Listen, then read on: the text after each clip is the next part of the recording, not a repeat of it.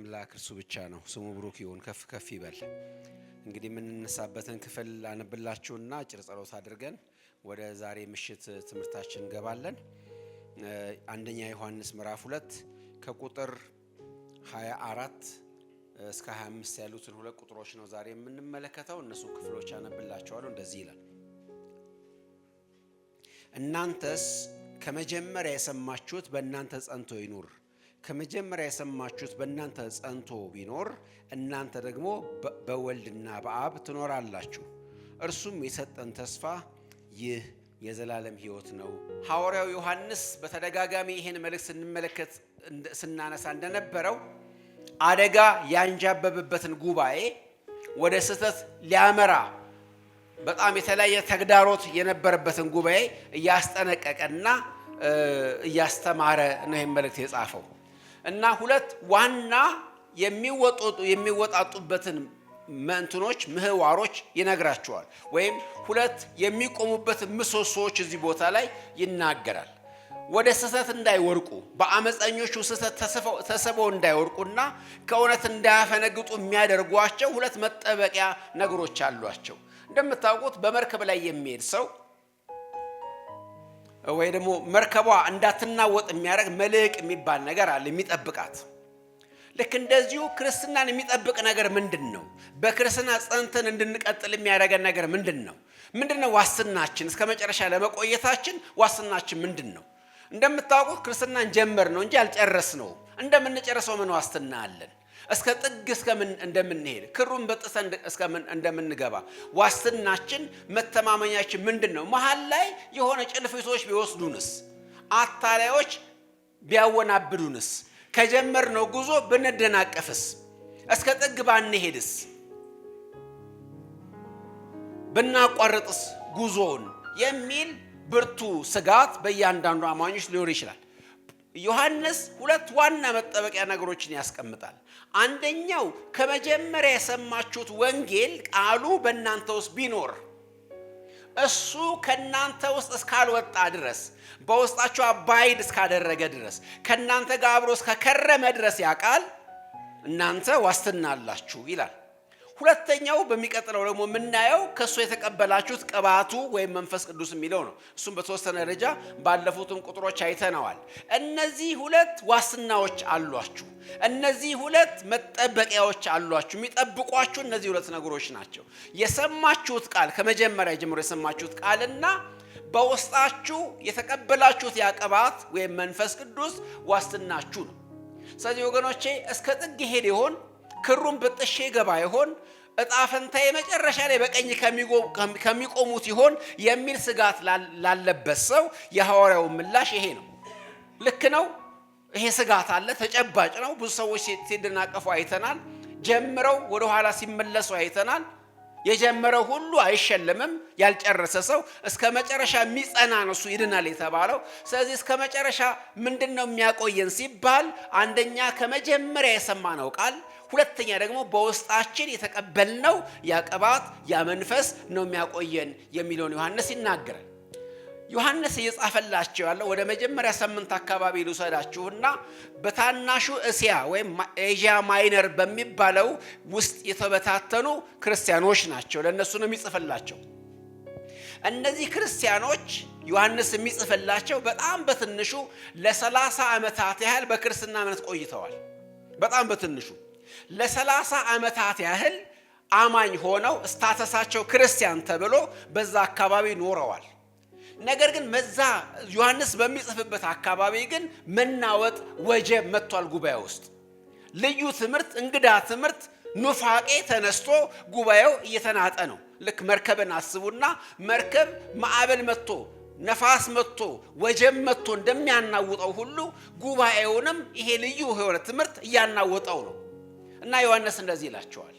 ሁለት ነገር ሰምተዋል እነዚህ ሰዎች። አንደኛ ከጥንት ከመጀመሪያው የሰሙት ወንጌል አለ፣ የተመሰረቱበት ክርስትናን የተቀበሉበት የሰሙት ቃል አለ። ሁለተኛው ደግሞ በኋላ የመጣው ትምህርት አለ። እስከ መጨረሻ መጽናት ትፈልጋላችሁ? እንግዲያውስ ከመጀመሪያ የሰማችሁትን እስከ ፍጻሜ ይዛችሁ ዝለቁ ይላቸዋል። ከመጀመሪያ ማን የነገራቸው ይሄን ወንጌል ቢባል ሶስቱ ታላላቅ ሐዋርያት እዛ ኤዥያ ማይነር የሚባለው ውስጥ አገልግለዋል። ሐዋርያው ጳውሎስ፣ ሐዋርያው ጴጥሮስ፣ ሐዋርያው ዮሐንስ። እነዚህ ሶስቱ ታላላቅ የሚባሉ የወንጌል አገልጋዮች እና ሐዋርያት የክርስቶስ ኢየሱስ ሐዋርያት በዛ አካባቢ ወንጌል ሰብከዋል። እሱ ብቻም አይደለም። በበዓለ 50 ዕለት ወደ ኢየሩሳሌም መጥተው ጴጥሮስ የሰበከውን ስብከት ሰምተው ወደ ጌታ የመጡና ወደዛ አካባቢ ተመልሰው ወንጌልን የተናገሩ በጣም በርካታ ሰዎች እንዳሉ ታሪክ ይናገራል።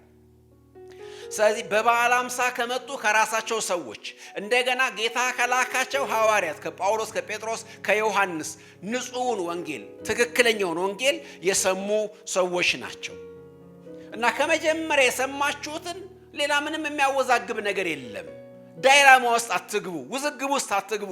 ከመጀመሪያ የሰማችሁት በእናንተ ጸንቶ የሚኖር ከሆነ እናንተ ችግር የለውም፣ አልፋችኋል። ወጀቡን ታልፉታላችሁ፣ ፍጻሜያችሁ ሕይወት ይሆናል፣ የዘላለም ሕይወት ይሆናል ብሎ ዮሐንስ ይናገራል። በዚህ አቅጣጫ ይመክራቸዋል፣ ያስጠነቅቃቸዋል። ወገኖቼ እዚህ ጋር በጣም ማሰብ ያለብን ትልቁ ነገር በክርስትና ውስጥ ሁልጊዜም ቢሆን እግዚአብሔር ቅድም ስንዘምርም እንደነበረ የማይለዋወጥ አምላክ መሆኑ አንድ ትልቁ ዋስትናችን ምንድነው? የተናገረውን የሚሽር አይደለም እግዚአብሔር። በሌላ አነጋገር ፍጹም ዕውቀት ስላለው ፐርፌክት ስለሆነ እግዚአብሔር የሆነ ነገር በርቶለት የሆነ ነገር አዲስ ግኝት አግኝቶ ሐሳቡ ላይ ጭማሪ ሊያመጣ አይችልም። በመጀመሪያ የሚናገረው የመጨረሻውን ነው። ይሄ ብሉይ ኪዳን ላይም አዲስ ኪዳን ላይም በስፋት የምናገኘው ሐሳብ ነው። እግዚአብሔር ተናገረ ማለት የመጨረሻው ነው እሱ። ምክንያቱም በኋላ እያደር የሚጨምረው ነገር የለም። ትዝ ሲለኝ እጨምራለሁ አይልም እግዚአብሔር ስለማይረሳ። ስደርስበት እነግርሃለሁ አይልም ሁሉን ስለሚያውቅ። እግዚአብሔር ኦምኒሴንት ስለሆነ ሁሉን አዋቂ ነው፣ ፐርፌክት ነው። ስለዚህ መጀመሪያ የሚናገረው መጨረሻውን ነው። ኢሳይያስ 46 ቁጥር 10 ላይ በጣም ደስ የሚል ቃል አለ። እግዚአብሔር በመጀመሪያ መጨረሻውን ይናገራል ይልና ምክሬም ትጸናለች ይላል። እዛ ቀጥሎ በመጀመሪያ መጨረሻውን ስለሚናገር ምክሩ፣ እቅዱ፣ ፕላኑ ይጸናል። መጀመሪያ የተናገረውን እስከ መጨረሻው የሚቀጥለው ማለት ነው። እንኳን እግዚአብሔርን ተውትና ጳውሎስ አንድ አርጊውመንት ያቀርባል ለገላትያ ሰዎች። የገላትያ ሰዎችም ልክ እንደ ዮሐንስ እንደሚጽፍላቸው ልዩ ነገር መጥቶ አዲስ ትምህርት መጥቶ ወደ ኋላ ሊጎትታቸው በደጅ ነበርና ምን ይላቸዋል? እንኳን የእግዚአብሔርን ተውትና የሰውን እንኳን እርግጡን ኪዳን እርግጡን ውል ማንም አይጨምርበትም ወይም አይሽረውም። ተመልከቱ፣ ሰው የተዋዋለ ውል ላይ አንዲት አንቀጽ መጨመር አይቻልም። ምክንያቱም በሕግ ፊት የጸና ነው። ከዛ ላይ መቀነስም አይቻልም። የሰውን እንኳን ይላል ገላትያ 3:15 ላይ ታገኛላችሁ። እርግጠኛውን ኪዳን የሰውን እንኳን ቢሆን ማንም አይጨምርበትም ወይ ደግሞ ማንም ከሱ አይቀንስም፣ አይሽረውም፣ እንዳለ ይቀጥላል። የሰው እንኳን ከሆነ ታውቃላችሁ የውጫሌ ውል የሚባለው አይደለ? በኋላ መጥቶ አይደለ ኢንሰርት ተደርጎ አንዱ ነገር ገብቶ ጦርነቱን ያስነሳው። በኋላ የመጣ ነገር ሁሉ ጊዜ የመጀመሪያውን ስለሚሽር ተቀባይነት የለውም። እና ዮሐንስም እዚህ ጋር ያለው ነገር ምንድነው? ከመጀመሪያ የሰማችሁት ብቻ እናንተ ዘንድ ጸንቶ ይኖር ብሎ ይናገራል። ለምን? ስለማይለዋወጥ እግዚአብሔር።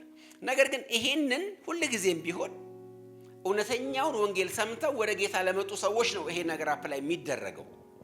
ከመጀመሪያ ዮሐንስ የጻፈላቸው ሰዎች የእውነትን ወንጌል ሰምተው የተቀበሉና የዳኑ አማኞች ነበሩ። እያደር በኋላ የመጣው ትምህርት ግን ስህተት ትምህርት ነው። ምክንያቱም ጌታ ያላካቸው ሰዎች ራሳቸውን ሐዋርያት ብለው የጠሩና የሾሙ ሰዎች ከእግዚአብሔር ያልሆኑ ሰዎች መጥተው ያስተማሩት ትምህርት ነው። በኋላ የመጣ አይና ወጣ የሚባል አባባል አለ እና በኋላ መጥቶ ዋናውን ቦታ ሊቆጣጠር ፈለገ፣ ብዙዎችን ሊያናውጥ ፈለገ እንጂ ትልቁ ነገር በመጀመሪያ የሰሙት ነው። ነገር ግን በመጀመሪያ የሰሙት ሁሉ እውነት ያልሆነ አንዳንድ ሰዎች እነሱን አይመለከትም ያነጋገር። ለምን መሰላችሁ ይሄንን ማነሳላችሁ? በተለይ አንዳንድ የእምነት ክፍሎች ሄዳችሁ ከሆነ ወንጌል ልትነግሯቸው ስትመጡ ምን ይላሉ? እኛ ከጥንት የነበረውን ነው የምናውቀው አትጨምርብንም ይላሉ አይደለ? እነሱ ግን በትክክል ከጥንት የነበረ አይደለም የሚናገሩት። ምን እንደማለት እንደፈለጉ ይገባቸዋል። ለምሳሌ በእኛ ሀገር በጣም በርካታ ሃይማኖተኛ አለ። ሁሌ የሚወዷት አንድ ጥቅስ አለች። ዮሐንስም ሊጠቀምባት የሚፈልግ ወይ ደግሞ ከዮሐንስ መልእክት ጋር አብሮ የምትሄድ አይነት ኤርምያስ 6:16 ላይ ያለው በመንገድ ላይ ቆሙ ጠይቁ። ማንን ጠይቁ? የቀደመችውን መንገድ ጠይቁ፣ እሷን ወቁ፣ በእሷ ላይ ሂዱ፣ ለነፍሳችሁ ረፍት ታገኛላችሁ። ስለዚህ የቀደመችው እኛ ምናመልካት ነች፣ እኛ የተማርነች፣ እናንተ እኮ በኋላ የመጣችሁ ናችሁ ይላሉ። ቁም ነገሩ እሱ አይደለም።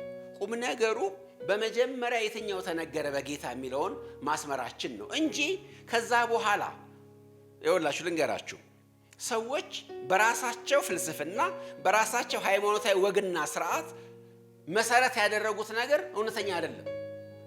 የቱንም ያህል ጊዜ ይውሰድ፣ የቱንም ያህል ዘመን፣ ለምሳሌ ከአያቴ ከቅድመ አያቴ ከዛም በፊት ከነበሩት ልስማው፣ ከመጀመሪያው ከጌታ ከተናገሩት ትምህርት ጋር አብሮ ካልሄደ እድሜው መቁጠር ትርጉም የለውም። ስለዚህ ሲጀመር ንጹህ ነገር ሰምታችኋል ወይ ነው ትልቁ ነገር። ሰምታችሁ ከሆነ ችግር የለውም።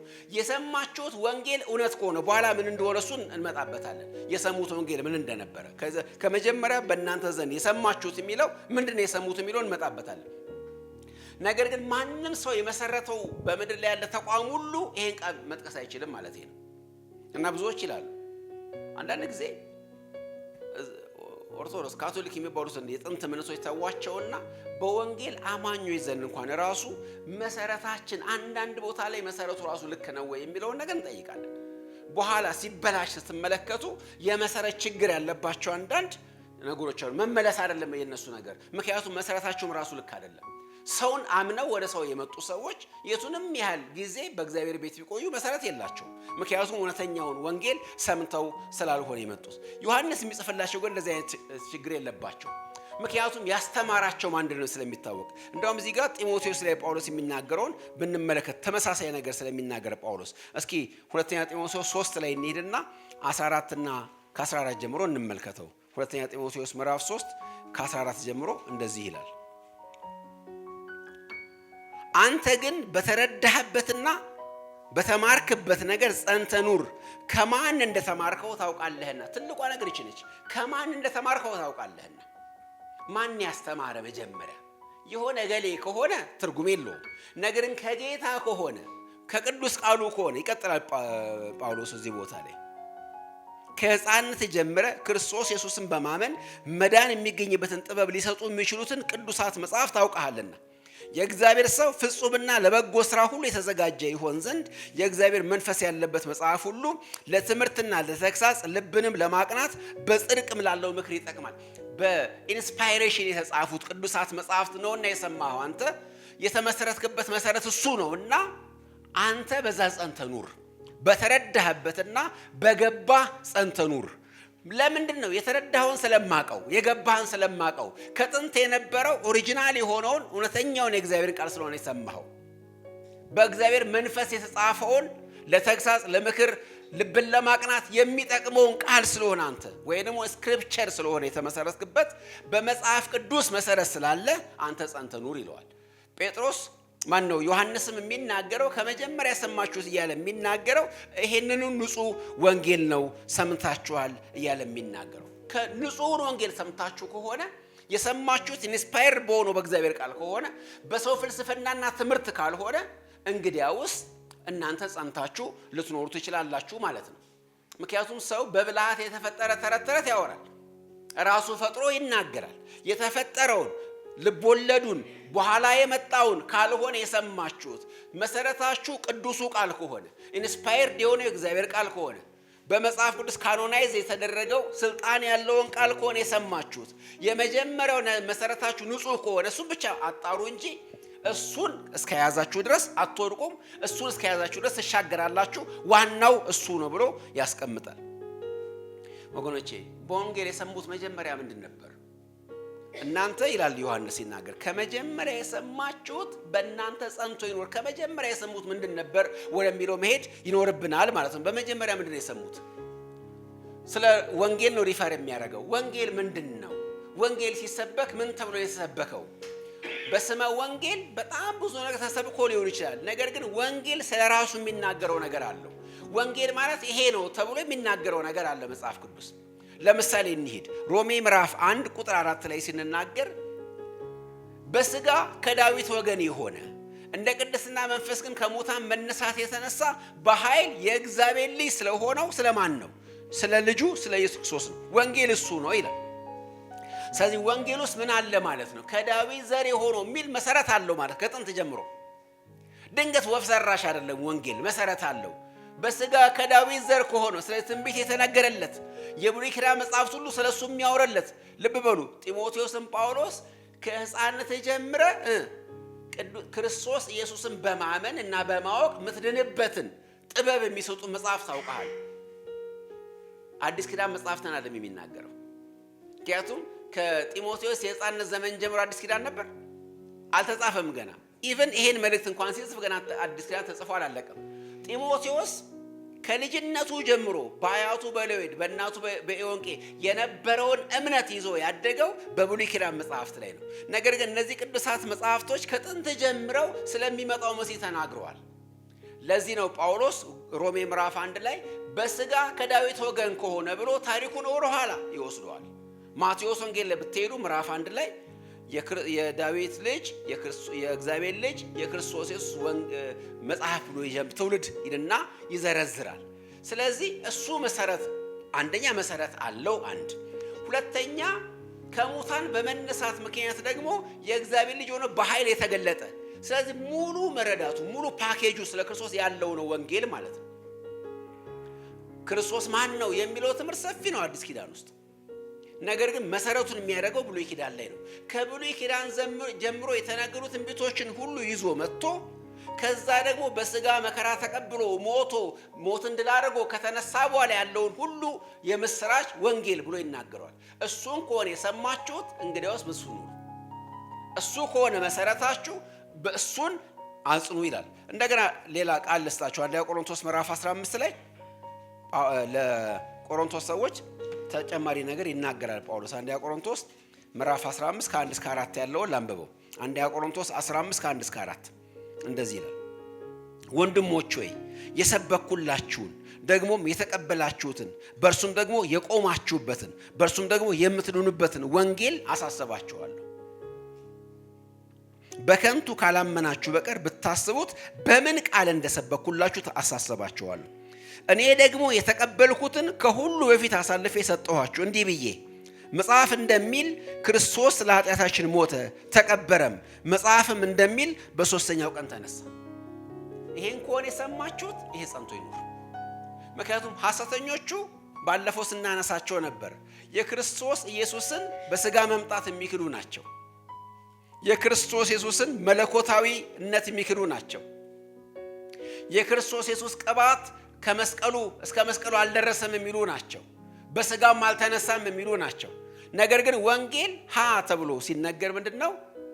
መጽሐፍ እንደሚል ክርስቶስ ለኛ ኃጢአታችን ሞተ፣ መጽሐፍ እንደሚል ተነሳ፣ አረገ፣ ይቀጥላል። እንደውም ለብዙዎች ታየ፣ ለኔም በመጨረሻ ታየኝ ብሎ ወንጌል ምን እስካረገው ክርስቶስ ከዳዊት ወገን ታሪኩን ጠቅሶ በሥጋ ያደረገውን ነገር ዘርዝሮ ሞቱና ትንሣኤውን አማክሎ መጨረሻ ላይ በክብር ማረጉን ጭምር የሚናገረው ነው ወንጌል። እሱን ከሆነ የሰማችሁት ጸንታችሁ ኑሩ። እሱን የሰማ ሰው በእነዚህ ኖስቲኮች ትምህርት ሊወሰድ አይችልም።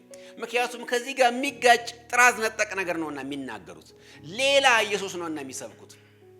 ታውቃላችሁ ጳውሎስ ለቆሮንቶስ ሰዎች ሲናገራቸው እኛ ያልሰበክነውን ሌላ ኢየሱስ የሚሰብክላችሁ ይላቸዋል። ወይ ደግሞ ሌላ መንፈስን ብትቀበሉ ይላቸዋል። ሌላ ኢየሱስ አለ። ሌላ ኢየሱስ ማለት ነው ይሄ ወንጌል እስካሁን የተናገርናቸው እነዚህ ነገሮች ሁሉ የማይነገሩለት ከሆነ እሱ ኢየሱስ አለ። መቼም ኢየሱስን በሚመለከት በጣም ብዙ ክሌም እንዳለ ታውቃላችሁ። ኢየሱስን ብዙዎች ያነሳሉ። ከሰሞኑ የሰማው ትናንትና በተከበረው እንትን ላይ የኛ እምነት ተከታይ ነበሩ ምናምን ብሎ ሲናገሩ ሰምቻለሁ። ትናንትና የተከበረው ታውቃላችሁ አይደለም? ምን እንደምን የኛ ነው። እሱን ኢየሱስ መጽሐፍ ቅዱስ አያውቀው።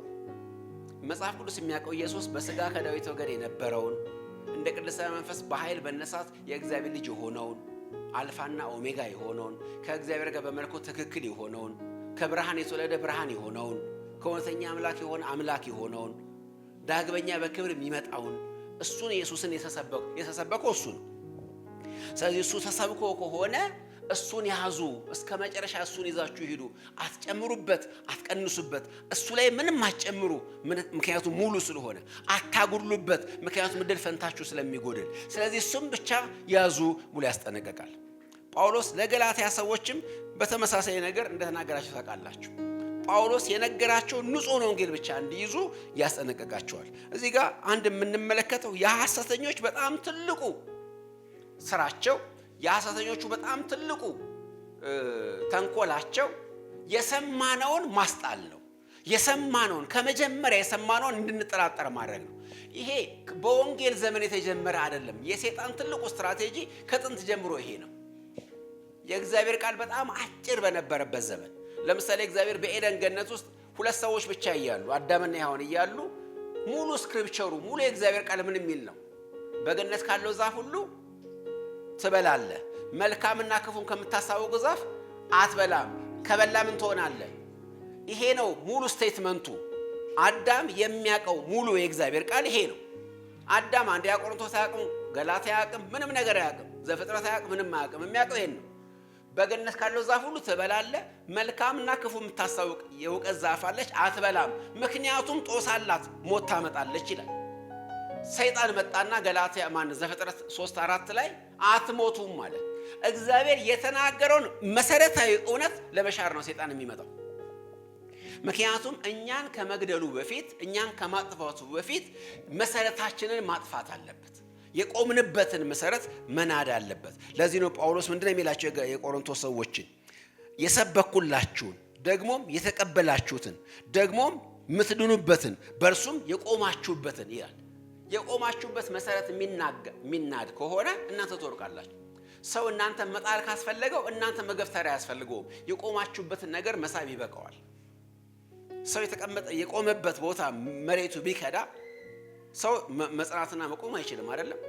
ሰው የቆመበትን መሰረት የሚራመድበትን መሰረት የተቀመጠበትን መሰረታዊ ነገር ከነቀላችሁበት ከወሰዳችሁበት ሞደቅ ነው ዕጣ ፈንታው የሚሆነው። ስለዚህ ሰይጣን የሚያደርገው ከኛ ጋር የሚታገለው የሰማነውን ነገር ነው መምታት የሚፈልገው። ከሰማነው ነገር ነው ማናጠብ የሚፈልገው። ከዛ በኋላ የሰማነውን ነገር ምን እንድናደርግ እንድንጠራጠር ያደርግንና ከኛ ያስጥለዋል።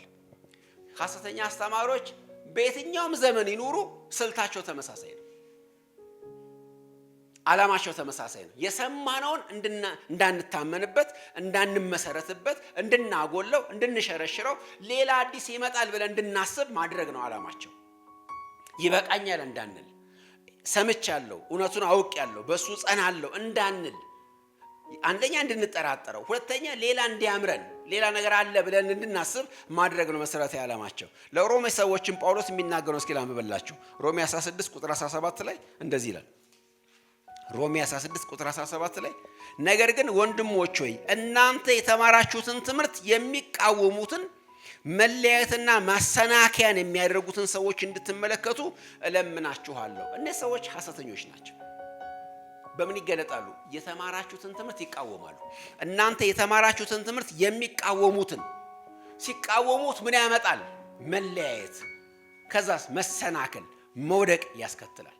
የተማራችሁትን ትምህርት የሚቃወሙ ከሆነ ታርጌት ያደረጉት የተማራችሁትን ትምህርት ከሆነ የቆማችሁበትን መሰረት ከሆነ ኢላማ ያደረጉት ከነሱ ሰዎች ተለዩ፣ ምክንያቱም እወቋቸው እነዚህ ሰዎች ሐሰተኞች ናቸው ብሎ ጳውሎስ ይናገራል። ገላትያ 1 ላይም ከ8-9 ላይ እኛ ከሰበክንላችሁ ወንጌል የሚለየውን ማንም ቢሰብክላችሁ ምን ይሁን? የተረገመ ይሁን።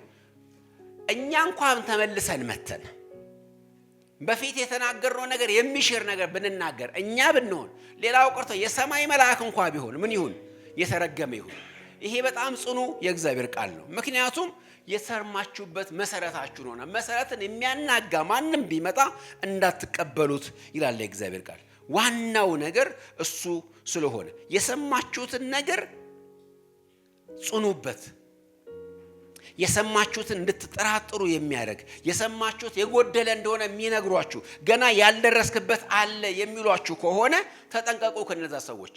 የተማራችሁትን ትምህርት የሚቃወሙ ሰዎች ማሰናከያ ነው የሚያደርጉባችሁ። የሚቀጥለው ነገር እንደሆነ መናገር ቀላል ነው። የተማራችሁትን ትምህርት ሰዎች ከተቃወሙት እና ከተቀበላችኋቸው ትወድቃላችሁ። የሚቀጥለው ነገር መውደቅ ነው።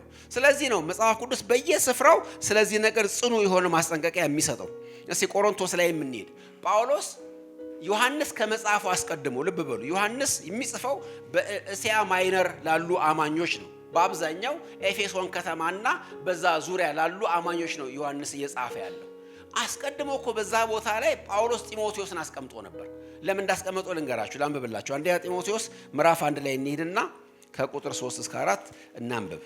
አንደኛ ጢሞቴዎስ ምዕራፍ 1 ከ3 እስከ 4 እናንብብ። ወደ መቄዶንያ በሄድኩ ጊዜ አንዳንዶች ልዩ ትምህርትን እንዳያስተምሩና ወደ ተረት መጨረሻም ወደ ሌለው ወደ ትውልዶች ታሪክ እንዳያደምጡ ልታዛቸው በኤፌሶን ትቀመጥ ዘንድ ለመንኩ። እነዚህ ያሉ ነገሮች ክርክርን ያመጣሉና በእምነት ግን ላለ ለእግዚአብሔር መጋቢነት አይጠቅሙም። ተመልከቱ፣ ጳውሎስ ጢሞቴዎስን ኤፌሶን ከተማ ላይ እንድትቀመጥ ያደረኩ ልዩ ትምህርትን እንድታስቆም ነው፣ ማንም እንዳይሰማ እንድታስጠነቅቅ ነው ይለዋል። እዚሁ ጢሞቴዎስ ላይ 6:3 ላይ ደግሞ እንሄድና አንደኛ ጢሞቴዎስ ምዕራፍ 6 ቁጥር 3 ላይ እንደዚህ ይላል፣ እነዚህን አስተምርና ምከር። ማንም ልዩ ትምህርት የሚያስተምር ከጌታችንም ከኢየሱስ ክርስቶስ በሆነው ጤናማ ቃልና እግዚአብሔርን ለመምሰል በሚስማማ ትምህርት የማይጠጋ ቢኖር በትዕቢት ተነፍቷል፣ አንዳችም አያውቅም። ስለዚህ ይሄ ሰው የሳተ ሰው ነውና ተጠንቀቁ ከዚህ ሰው ይላል ጳውሎስ። እንግዳ ትምህርትን ልዩ ትምህርትን የሚያስተምር ሲመጣ ጆሮ እንዳሰጠው ይላል መጽሐፍ ቅዱስ። የእግዚአብሔር መድረክ ወገኖቼ እንደ አቴና መድረክ አይደለም። የአቴና መድረክ የሚባል ነበር፣ አሪዮስፋጎስ የሚባል መድረክ ነበር። ሐዋርያት ሥራ ምዕራፍ 17 ላይ በዛ አንድ ልማድ ነበር ይላል መጽሐፍ ቅዱስ። ልማዱ ምንድነው? በየዕለቱ አዳዲስ ነገሮችን መስማትና መናገር። ሁሉ ጊዜ አዲስ ነገር ከመስማት ውጪ አይውሉም ነበር። ይሄማ ሰምተናል ተው ነው የሚሉት። አዲስ ያ ነገር ከተደገመ የእግዚአብሔር ቃል ለነሱ ምንድነው ማለት ነው? ቀልድ ነው ማለት ነው።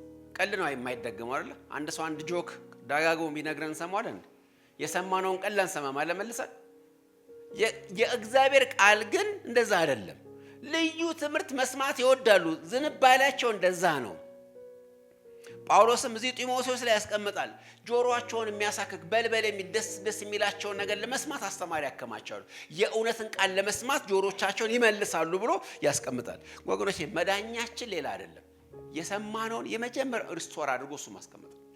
የእግዚአብሔር ቃል መጀመሪያ የሰማነውን ለመጀመሪያው ነገር ሁሉ ጊዜ መገዛት። ለምን ከተባለ እግዚአብሔር ሌላ መሰረት ስለማይመሰረት። ጳውሎስ ቆሮንቶስ ላይም በተደጋጋሚ እንደዚህ አይነት ነገሮችን የሚያነሳው ለምንድን ነው? ሐሰተኛ ሐዋርያት ገብተዋል። ራሳቸውን ሐዋርያ የሚሉ ነገር ግን የጥፋት መልእክተኞች የላካቸው ራሱን የብርሃን መልአክ የሚያስመስል የጨለማ መልአክ ሆኖ ራሱን ግን የብርሃን መልአክ የሚያስመስል ነው። አገልጋዮቹም የጽድቅ አገልጋዮች እንዲመስሉ ራሳቸውን ይለውጣሉ። ስለዚህ የጽድቅ የሚመስል አዲስ ነገር አዲስ መገለጥ አገኘን ብለው ይናገራሉ። አትስሟቸው ይላል ጳውሎስ ይናገር። ለዚህ ነው ምዕራፍ 1 ቁጥር 1 ቆሮንቶስ 3:11 ላይ ከተመሰረተው በቀር ማንም ሌላ መሰረት አይመስረት። እሱም ማን ነው? ክርስቶስ ኢየሱስ። ወገኖች ይሄ ለክርስትና የመጀመሪያ ሀሁ ነው። መጀመሪያ ሰማችሁት እስከ መጨረሻው በእናንተ ጸንቶ ይኑር። ሊስተካከል አይችልም። አሜንድ አይደረግም። ሊስተካከል አይችልም። እንደገና ለውይይት ለድርድር ሊቀርብ አይችልም። መጀመሪያ የሰማችሁት እስከ መጨረሻው የሚኖረው እሱ ስለሆነ ለሱ ቦታ ስጡ ብሎ ዮሐንስ በጣም በተደጋጋሚ ያስቀምጣል። ወንጌላውያን አንድ ልማድ አላቸው። መጀመሪያ ሰው ወደ ወንጌል የሚመጣው በንጹህ የወንጌል ስብከት ነው። ጳውሎስ የሚናገረውን ታዳምጥ ዘንድ ሊዲያን ጌታ ልቧን እንደከፈተላት ሁሉ ንጹህ ወንጌል ነው። ለዚህ ነው ሮሜ ምዕራፍ 10 ላይ ጳውሎስ ምንድነው የሚለው? ካልተላኩ እንዴት ይሰብካሉ ይልና እግዚአብሔር ይልካቸዋል፣ ይሰብካሉ። እውነተኛ ወንጌል ሲሰበክ የሰዎች ልብ ይከፈታል። መንፈስ ቅዱስ ሰዎችን ዳግመኛ የሚወልድበት መሳሪያው የእግዚአብሔር ቃል ነው። የእግዚአብሔር ቃል በእውነት ሲሰበክ ነው ሰው የሚድነው። ወገኖች አንዳንድ ጊዜ ቅድም እንዳልኳችሁ ሐሰተኛ መሰረት የሚሆነው ምንድነው? ንጹህ ወንጌል ሳይሰበክ ሰው ተረት አውርቶ ሰው ወደዛ የሚመጣ ከሆነ የመጣው ወደ ተረት ነው፣ ወደ ክርስቶስ አልመጣም። መሰረቱ ራሱ ክርስቶስ ስላልሆነ። ነገር ግን ሐዋርያት የሚያደርጉትን ታሪክ ስንመለከት መጀመሪያም የሚሰብኩት ንጹህን ወንጌል ይሰብካሉ። ጴጥሮስ የሰበከውን ሐዋርያት ሥራ ምዕራፍ 2 ላይ መመልከት ትችላላችሁ። እስጢፋኖስ የሰበከውን ምዕራፍ 7 ላይ መመልከት ትችላላችሁ። እነዚህ ንጹሕ ወንጌል ይሰብካሉ። ከዛስ በኋላ ሲመጡ ደግሞ በሐዋርያት ትምህርት ይኮተኮታሉ። ሲመጡም ደግሞ ያንኑ ትምህርት እየተመገቡ ያድጋሉ። ይሄ ፓተርን ነበራቸው። ፍሬምድ የሆነ ትምህርት ነበራቸው ሐዋርያት። የሐዋርያት ትምህርት የሚባለው ሐዋርያት ሥራ 2:42 ላይ ብትሄዱ በሐዋርያት ትምህርት ይተጉ ነበር። ወንጌል ሰምተው አምነው መጥተዋል። ዳግመኛ የወለዳቸው ቃል የሚያሳድጋቸውም እሱ ነው። በሐዋርያት ትምህርት ይኮተኮታሉ። ፍሬምድ ነው፣ ርዕስ አለው።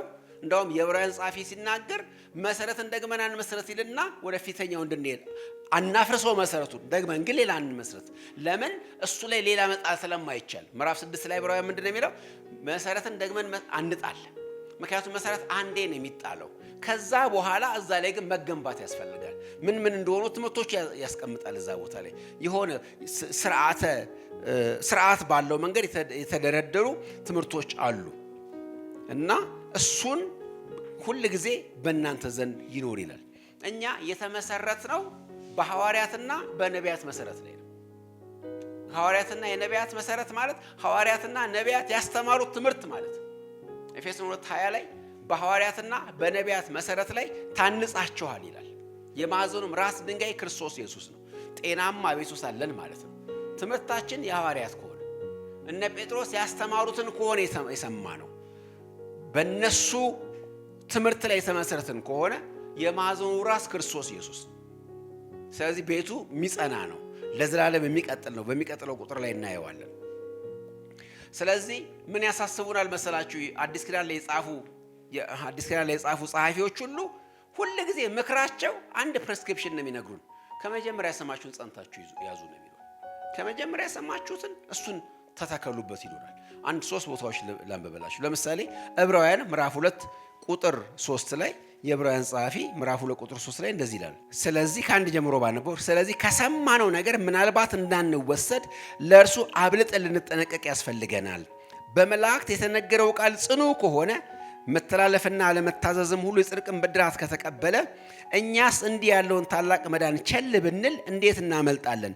ይህ በጌታ በመጀመሪያ የተነገረ ነበርና የሰሙትም ለእኛ አጸኑት። እግዚአብሔርም እሱ ራሱ እንደፈቀደ በምልክትና በድንቅ ነገር በልዩ ልዩ ተአምራትም መንፈስ ቅዱስን በማደል አብሮ መሰከረለት። ወገኖች እዚህ ጋር እንደዚህ ይላል። አዲስ ኪዳን ትልቁ የመጨረሻው መገለጥ ነው። የዕብራውያን ጸሐፊ ሲናገር እግዚአብሔር ከጥንት ጀምሮ ለአባቶቻችን በልዩ ልዩ መንገድ እና ጎዳና በነቢያት ሲናገራቸው ነበር። በልዩ ልዩ መንገድ ሲናገራቸው፣ አሁን ደግሞ ዘመኑ ፍጻሜ ላይ የክብሩ ወራሽ በሆነው ዓለማትን በፈጠረበት በልጁ ተናገረን።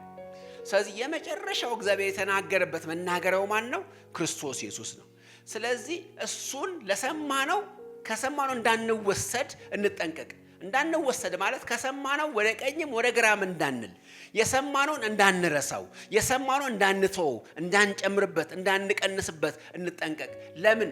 መጀመሪያ የብሉይ ኪዳኑ እንኳን ታሪክ ላይ መቅሰፍት እግዚአብሔር አምጥቷል። የሙሴን መገለጥ በሙሴ በኩል የተነገረውን ነገር እንኳን ያልሰሙ ሰዎች እና ሊጨምሩና ሊቀንሱ የሞከሩ ሰዎች እነ ዳታና አቤሮን ብትመለከቷቸው መቅሰፍት መጥቶባቸዋል። የሙሴን ትምህርት የተቃወሙ በድንጋይ ተወግሯል ያለ ርህራሄ። አሁን ደግሞ ከሁሉ በሚበልጠው መገለጥ እግዚአብሔር በልጁ ተናገረን። እሱ እስከ መጨረሻው ጸንቶ ይኖር፣ ከመጀመሪያ የሰማችሁት እናንተ ዘንድ ጸንቶ ይኖር ይለናል የዕብራውያን ጸሐፊ። እንደገና ጴጥሮስ ደግሞ ሁለተኛ ጴጥሮስ 3:1-2 ላይ እንደዚህ ይለናል። ሁለተኛ ጴጥሮስ 3:1-2 ወንድሞች ሆይ አሁን የምጽፍላችሁ መልእክት ይህች ሁለተኛይቱ ናት። በቅዱሳት ነቢያት ቀድሞ የተባለውን ቃል በሐዋርያቶቻችሁ ያገኛችሁትን የጌታን እና የመድኃኒትን ትምህርት ትእዛዝ እንድታስታውሱ በሁለቱ እያሳሰብኳችሁ ቅን ልቦናችሁን አነቃቃለሁ። ይገርማል። ጴጥሮስ ሲናገር፣ ጴጥሮስ ታላቅ ሐዋርያ ነው አይደለ? እኔ መልእክት ምጽፍላችሁ ላነቃቃችሁ የመጣሁት በአንድ ዓላማ ነው። በቅዱሳት ነቢያት ቀድሞ የተባለውን በሐዋርያቶቻችሁ የሰማችሁትን እነሱ የጌታን ትምህርት ሰምተው የነገሯችሁን እሱን እንድታስታውሱ ለማድረግ ላነቃቃችሁ ነው የመጣሁት። ልጨምር አይደለም የመጣሁት፣ አዲስ ነገር ይዤ አልመጣሁም። ያንን በሐዋርያት የሰማችሁትን የጌታን ትምህርት እንድታጽኑ ለማድረግ ነው የመጣሁት ይላል። አዲስ ነገር አይጨምርም። ከሱ በኋላ የመጡ ሰዎች በጴጥሮስ እግር ተተክተናል ያሉ አዳዲስ ነገር ጨምረዋል። አሁን ካቶሊክ ቤተክርስቲያንን ብትመለከቷት የተለያየ ነገር ጳጳሱ ይጨምራል በተለያየ ጊዜ የተነሳ። ጴጥሮስ ግን የመጀመሪያው እውነተኛው ሐዋርያ አልጨምረም። እኔ የመጣሁት ላነቃቃችሁ የመጣሁት ከመጀመሪያ በጌታና በሐዋርያት የሰማችሁትን ጸንታችሁ እንድትይዙ ጴጥሮስ ራሱን ጨምሮ ማለት ነው። ጴጥሮስ የሚጽፈላቸው ሰዎች አሁን ዮሐንስ የሚጽፈላቸው አይነት ሰዎች ተመሳሳይ ናቸው። የጊዜ ልዩነት ነው ያለው። ዮሐንስ በኋላ ነው የጻፈው፣ ጴጥሮስ ግን ቀድሞ ጽፎላቸው ነበር። ይሁዳንም ብንመለከት ተመሳሳይ ነገር ሲናገር ታገኛላችሁ። ይሁዳ ቁጥር 17 አንድ ምዕራፍ ስላለው ይሁዳ 17ኛው ቁጥር ላይ እንደዚህ ይላል። ቁጥር 17 ይሁዳ እናንተ ግን ወዳጆች ሆይ በጌታችን በኢየሱስ ክርስቶስ ሐዋርያት ቀድሞ የተነገረውን ቃል አስቡ። ምንድነው ማድረግ ያለባችሁ? ቀድሞ የሰማችሁትን በሐዋርያት እሱን አስቡ። በቃ ይሄ ከባድ ነገር ነው? ከባድ ነገር አይደለም። ከባዱ ነገር አዲስ ነገር ሲያምረን ነው። ከባዱ ነገር አዲስ ትምህርት የሚስበን ሆነን ስንገኝ ነው። እሱ ቢሆን በጣም ከባድ ነበር። እንደምታውቁት እነዚህ ዲቫይሶች ሁሉ ጊዜ አውት ኦፍ ዴት የሆኑና ፕሮግራሞቻቸው አፕዴት አድርጉ ይሉናል አይደለም? እዚህ ላይ ያለው እያንዳንዱ ዲቫይስ ወይም እያንዳንዱ ፕሮግራም አውት ኦፍ ዴት ይሆናል፣ ያልፍበታል። ስለዚህ አዲስ መጥቷል፣ አዲስ አፕዴት መጥቷል፣ ኮኔክት አድርግና አፕዴት አድርግ ይሉናል። አለበለዚያ ከዓለም ጋር ትቆራረጣላችሁ። ምክንያቱም በዓለም ውስጥ ያለው ትሬንድ እንደዛ ስለሆነ ትምህርታችሁን አፕዴት አድርጉ ግን ልትባሉ አትችሉም። ሞባይሎቻችንን አፕዴት እንደምናደርገው ትምህርቶቻችንን ግን አፕዴት አይደረጉ። ከጥንት የሰማነው ነው ጸንቶ የሚኖረው እስከ መጨረሻው የሚኖረው። ከዚህ የተነሳ ምን አለ መሰላችሁ? እኛ ወንጌል በኋላ የመጣነንና የመጀመሪያዎቹ አይደለንምና ሁሉ ጊዜ የወንጌል መንገድ የቀደሙትን እያየን የምንሄድበት ነው። የቅብብሎሽ ነው። እኛ ተቀባዮች ነን። ከዚህ የተነሳ በጣም ትልቁ እንዳውም ስነ መለኮት ታሪካዊ ስነ መለኮት ሂስቶሪካል ቴዎሎጂ የሚባለው ነው። ከጥንት ጀምሮ ስለ ክርስቶስ ምን ይታመን ነበር፣ የጥንት አባቶቻችን እንዴት ይረዱ ነበር የሚለውን እንድንጠይቅ መጽሐፍ ቅዱስ ራሱ ያዘናል። ባይዘው አዲስ ኪዳን ላይ ብቻ አይደለም እንደዚህ አይነት ትእዛዞች አሉ። ብሉይ ኪዳን ላይ ስትመረምሩ እንደዚህ አይነት ነገር ነው ያለው። የሶስቱን ክፍሎች ልንገራችሁ። ብሉይ ኪዳን ላይ እንሂድና ዘዳግም ምዕራፍ 32 ላይ እንሂድ። ዘዳግም 4 ላይ ሊጀምር ነው። ዘዳግም 4 ቁጥር 32 ላይ ጀምሬ እስኪ ወደ ኋላ ወደፊት እያልን እንመለከታቸዋለን። ዘዳግም 4 ቁጥር 32 ላይ እንደዚህ ይላል እግዚአብሔር ቃል። እግዚአብሔር ሰውን በምድር ላይ ከፈጠረበት ጀምሮ ከሰማይ ዳር እስከ ዳርቻዋ ድረስ ከቶ እንዲህ ያለ ነገር ነበር ወይም እንዲህ ያለ ተሰምቶ እንደሆነ ከአንተ ፊት የነበረውን የቀደመውን ዘመን ጠይቅ ይለናል። ምዕራፍ 32 ላይ ይመጣና ደግሞ እንደዚህ ይለናል። ምዕራፍ 32 ቁጥር 7 ላይ እንደዚህ ይለናል። ከላይ ጀምሮ እየገሰጻቸው ይመጣል። ገልበጥ ባጣ ትውልድ እያለ ደንቆሮ ብልሃተኛ ያለውን ሕዝብ ሆይ ይልና ቁጥር 7 ላይ እንደዚህ ይላል። የድሮውን ዘመን አስብ፣ የብዙ ትውልዶችንም ዓመታት አስተውል። አባትን ጠይቅ ያስታውቅህማል፣ ሽማግሌዎችን ጠይቅ ይነግሩህማል ይላል። ከጥንት የነበረውን አስብ ብሎ ያስቀምጣል። መጽሐፈ ኢዮብ ላይም ብንሄድ ምዕራፍ 8 ከቁጥር 8 እስከ 9 እንደገና እዛው ኢዮብ ላይ 22 ላይ 23 12 ላይ ብትመለከቱ በተመሳሳይ መንገድ ነው የሚናገረው። ዘዳግም መዝሙር 44 ቁጥር 1 ላይ አባቶቻችን ነገሩ ይላል እና ይሄ ቅብብሎሽ ነው። እምነታችን ቅብብሎሽ ነው። እኛ የምንጨምርበት አዲስ ነገር የለም። ጳውሎስ ቅድም ጴጥሮስ የተናገረው ሙሉን አልተናገርኩትም፣ ዝቅ ብዬ ላንብብላችሁ ለምን እንደዛ ማለት እንዳስፈለገው። ምንድነው ያለው ጴጥሮስ? ሁለተኛ ጴጥሮስ ምዕራፍ 3 ላይ የተናገረውን ሳነብላችሁ ነበር። እንደዚህ ነው ያለው ሲጀምር። ሁለተኛ ጴጥሮስ ምዕራፍ 3 ከአንድ ጀምሮ ስናነበው እንደዚህ ይላል። ወዳጆች ሆይ አሁን ምጽፍላችሁ መልእክት ይህች ሁለተኛይቱ ናት። በቅዱሳት ነቢያትም ቀድሞ የተባለውን ቃል በሐዋርያቶቻችሁም ያገኛችኋትን የጌታንና የመድኃኒትን ትእዛዝ እንድታስቡ በሁለቱ እያሳሰብኳችሁ ቅን ልቦናችሁን አነቃቃለሁ ካለ በኋላ ለምን ይሄ መጽሐፍ አስፈለገ ብትሉት ጴጥሮስ እንደዚህ ይላቸዋል። ቁጥር 3 ጀምሮ በመጨረሻው ዘመን እንደ ራሳቸው ምኞት የሚመላለሱ ዘባቾች በመዘበት እንዲመጡ ይሄን አውቃለሁ እወቁ ይላል። ምን ማለት ነው? ዘባቾች፣ ቀልደኞች ማለት ነው። የሚመጡ አሉ። በፊት የተማራችሁ ትምህርት ሊከልሱ የሚፈልጉ ሰዎች አሉ። አፕዴት መደረግ አለበት እውቀቱ የሚሉ ሰዎች አሉ። አውት ኦፍ ዴት ነው፣ ጊዜ አልፎበታል ብለው አዲስ ነገር ሊነግሯችሁ የሚመጡ ሰዎች አሉ። ስለዚህ ተጠንቀቁ። እንደዚህ አይነት አሳሾች ስለሚመጡ መውጫው መንገድ ምንድነው? ከመጀመሪያ የሰማችሁትን እያስታወሳችሁ በልባችሁ አጽንታችሁ እሱን መያዝ ነው። ምክንያቱም ዘባቾች ይመጣሉ። እነዚህ ሰዎች ይዘባበታሉ በጌታ ላይ ማለት አዲስ ነገር እንዳገኙ እነ ጴጥሮስ ያላወቁት ያልደረሱበት አዲስ ነገር እንዳለ ይናገራሉ። አሁን በዚህ ዘመን በየቴሌቪዥኑ በየቢልቦርዳቸው ላይ በየቦታው የሚለጥፉ ሰዎችን ማየት የተለመደ ነው። አዲስ ነገር እንደሚናገሩ እነ ጴጥሮስ እነ ጳውሎስ ያልደረሱበት የመገለጥ ጥግ ላይ የደረሱ እንደሆነ ራሳቸውን የሚሰብኩ በይፋ በአደባባይ ያለ እፍረት የሚናገሩ ሰዎች አሉ። እንደዚህ ያሉ ሰዎች አሉ። ጳውሎስ ይሄን አልደረሰበትም ነበር እኔ የምናገረው የሚሏቸው ሰዎች አሉ አሁን። ስለዚህ ይሄን ተቀበል፣ የቀደመ የሰማኸውን ነገር በዚህ ተካው ወይ ደግሞ በዚህ ጨምርበት ይሄንን ብለው አዲስ ነገር የሚናገሩ ሰዎች አሉ። መጽሐፍ ቅዱስ እነዚህ ምን ብሎ ይጠራቸዋል? ዘባቾች ይላቸዋል። በጌታ ላይ የሚዘባበቱ ይጠራቸዋል። መፍትሄው ግን ምንድነው? መጀመሪያ በሰማችሁት ጸንቶ መኖር ነው።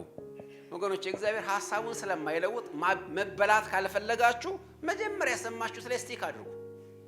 ያንን ነብይ ታስታውሳላችሁ። እግዚአብሔር አንድ ነገር ነገረው አይደለ?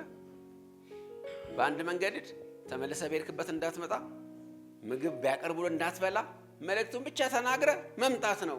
ማን ያለው ይሄንን? እግዚአብሔር። ሌላ ነብይ ደግሞ አገኘውና ምን አለው? ና እኔ ጋር ብላ፣ እኔም ነብይ ነኝ፣ የተናገረኝ እግዚአብሔር ነው አለው። ከዛ እግዚአብሔርማ ከተናገረ አለ ተመለሰ፣ ምግብ በላ ከሱ ጋር ሲሄድ ማን አገኘው? አንበሳ አገኘው፣ ገነጣጥሎ በላው። ተመልከቱ፣ የእግዚአብሔር ቃል ንቀሃልና ተባለ። መንገድ ላይ ወደቀ።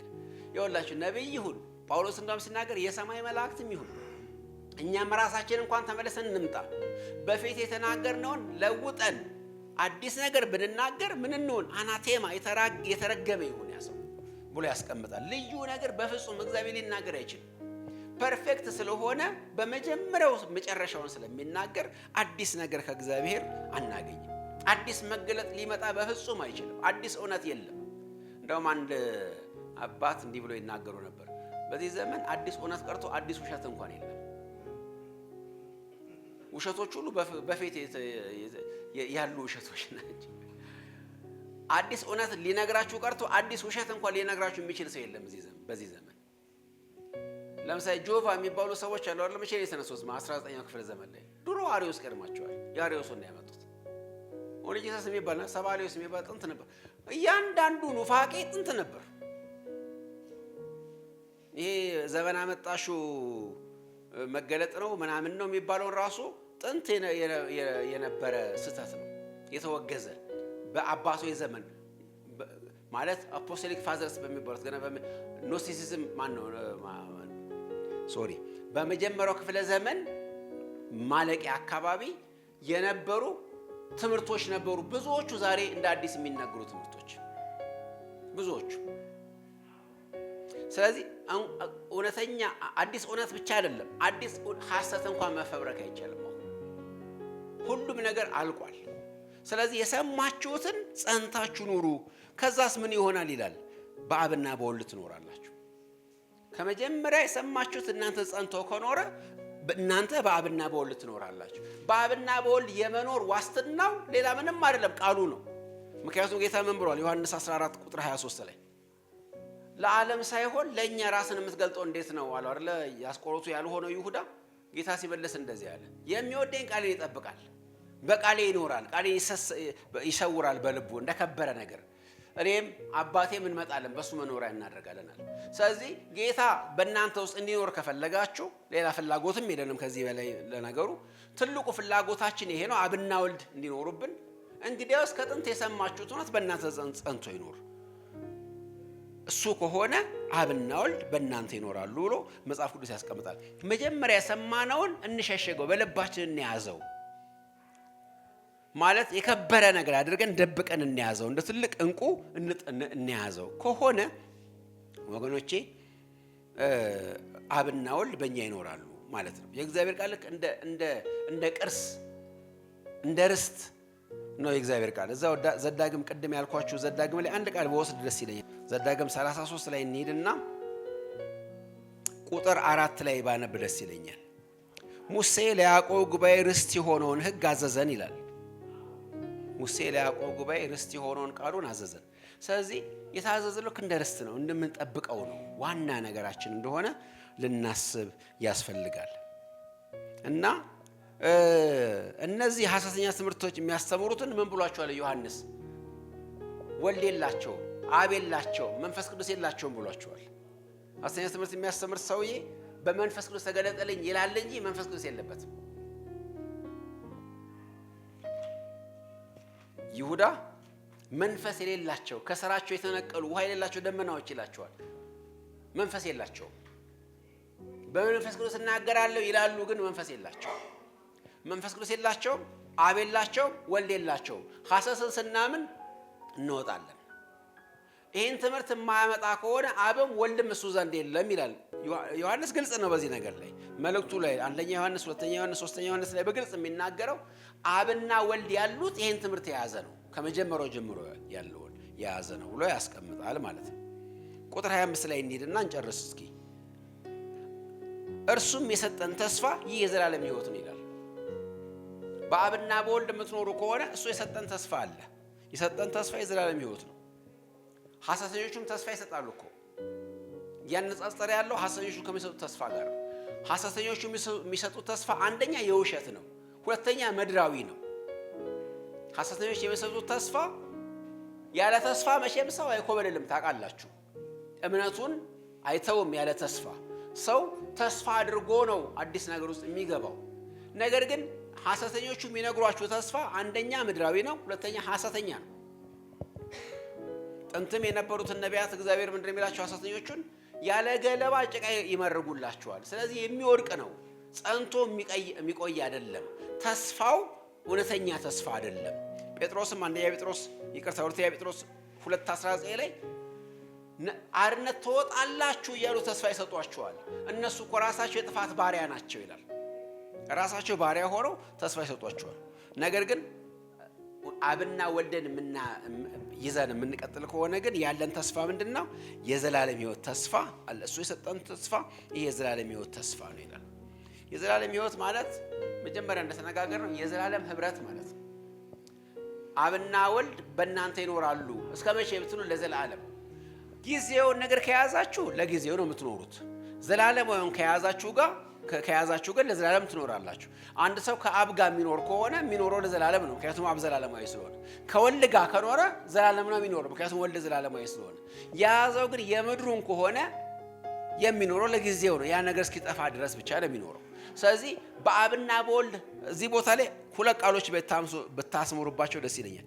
ቁጥር 24 ላይ ቢኖር ትኖራላችሁ የሚሉትን ሁለት ቃሎች ፈልጋቸው። ለምንድን ነው የሚለው? ቃሉ በእናንተ ቢኖር እናንተ ደግሞ በአብ ትኖራላችሁ። ምን ማለት ነው? ቢኖር ትኖራላችሁ። የዘላለም ሕይወት የሚባለውን ነገር ስናስብ እሱ ላይ ትንሽ ልናገርና ልጨርስ። የዘላለም ሕይወት ማለት የሆነ ጊዜ የሚጀመር አዲስ ክስተት አይደለም። እንደዛ ማለት አይደለም። የዘላለም ሕይወት ማለት የሆነ ጊዜ አሁን ሊታወጅ አሁን ሊገለጥ የሚዘጋጅ የሆነ ወደፊት የሚመጣ ነገር አለ። የዘላለም ሕይወት ማለት ነው አብና ወልድን በመንፈስ ቅዱስ ማግኘት ማለት ነው። የዘላለም ሕይወት ማለት አሁን ያለንበት ሕይወት ነው። ይሄ ለዘላለም ይቀጥላል። አሁን ግን በድንግዝግዝ ነው፣ በሙላት አይደለም እያየን ያለ ነው። አሁን የተቀበልነው መንፈስ መያዣ ነው፣ ቀብድ ነው፣ በሙላት አይደለም። አሁን ያለን ሕይወት ለቅምሻ ያለ ሕይወት ነው። ነገር ግን የዘላለም ሕይወት የተጀመረው አሁን ነው። ስለዚህ ነው ቢኖር ትኖራላችሁ። አሁን የእግዚአብሔር ቃል ከእናንተ ጋር ካለ የዘላለም ሕይወትን ክፍል በእናንተ ውስጥ አለ ማለት ነው። ስለዚህ ለዘላለም ትኖራላችሁ። አንድ የሆነ ቦታ ላይ አንድ ጽሑፍ ተጽፎ አይቼ ዘላለምን ለማሳለፍ አቅደሃል የሚል የምስክርነት ነገር ለመናገር ፈልገው ይመስለኛል። እና የሆነ ዊኬንድ ነገር ሲያስመስሉት ማለት ነው፣ የሆነ ሆሊዴ ምናምን ነገር ዘላለምን የት ለማሳለፍ አቅደሃል? አንደኛ ለማሳለፍ የሚባል ነገር የለም። ማሳለፍ ማለት የሆነ የሚያልፍ ነገር ነው። ሁለተኛ አቅደሃል፣ በእኛ እንትን የሆነ እስኪ ቡክ ላድርግ ምናምን ነገር አለ። ዘላለም አሁን የምንኖረው ነገር ዘላለም ወደፊት የሆነ ተንጠርድረን የምንገባበት ሳይሆን አሁን የያዝነው ህይወት ነው። ቢኖር ትኖራላችሁ ነው። አሁን የእግዚአብሔር ቃል በእናንተ አለ። እንግዲህ ዘላለም እናንተ ውስጥ ጀምሯል። አብና ወልድ እኔ ጋር ካለ አብና ወልድ የዘላለም አይደለም እንዴ? ስለዚህ የዘላለም ህይወት አለኝ ማለት ነው። ይሄ ፌሎሺፕ አሁን ያለኝ ፌሎሺፕ ይቀጥላል ለዘላለም ማለት ነው እንጂ የሆነ ማቀደ ወደፊት የት ላሳለፍ እና በየማቅ አንደኛ በኔ ቅርብ የሚሆን ነገር አይደለም። ሁለተኛ ማሳለፍ የሚባለው ቃል ራሱ ምድራዊ ቋንቋ ነው። ፋሲካን ላሳልፍ አቀዳቸዋል ምትባለው ይሆናል አይደል? እናቴ ጋር እንላለና አባቴ ጋር የሆነ ቦታ ምናምን ፋሲካ አይደለም ዘላለም ማለት። ዘላለም ራሱ እግዚአብሔር ነው። አብ ወልድ መንፈስ ቅዱስ ነው። እሱ በእኛ ውስጥ እየኖረ ነው። ስለዚህ እናንተ በቃሉ እየኖራችሁ ከሆነ የዘላለም ህይወት ነው የሰጣችሁ ተስፋ። በሌላ አነጋገር አይወሰድባችሁ ማለት እኮ ነው። አሁን የያዛችሁት ይቀጥላል፣ በሙላት ይቀጥላል ማለት እኮ ነው። ለማርያም ምንድነው ያላት? መልካሙን ነገር ከሷ ማንም የማይወሰደውን ነገር ይዣለሁ። ምክንያቱም የዘላለም ነገር ነው። የዘላለም ነገር ከሆነ የሆነ ቦታ አይቋረጥም፣ አልሰጋም፣ በሞትም አይቋረጥም። ምክንያቱም ህይወት ነው የያዝኩት። እንደውም የበለጠ በሙላት አገኘዋል እንደውም ስሙት። ስለዚህ የሰጠን ተስፋ ይሄንን ነው። ይሄ ህይወት ለዘላለም ይቀጥላል ነው። ዮሐንስ ይሄን ቃል የዘላለም ህይወት የሚለውን ደጋግሞ ነው የሚናገረው። ምዕራፍ 5:13 ላይም ይመጣበታል እንደገና። እንደውም ይሄ መልእክት የጻፈበትን ዓላማ ሲናገር የዘላለም ህይወት እንዳላችሁ ታውቁ ዘንድ የጻፍኩላችሁ ነው የሚለው። ስለዚህ የዘላለም ህይወት ማለት አብና ወልድን ማግኘት ነው። አብና ወልድን ደግሞ የምናገኘው እንዴት ነው? ከመጀመሪያ የሰማነው በእኛ ጸንቶ ሲኖር ማለት ነው። ጌታ ስሙ ይባረክ።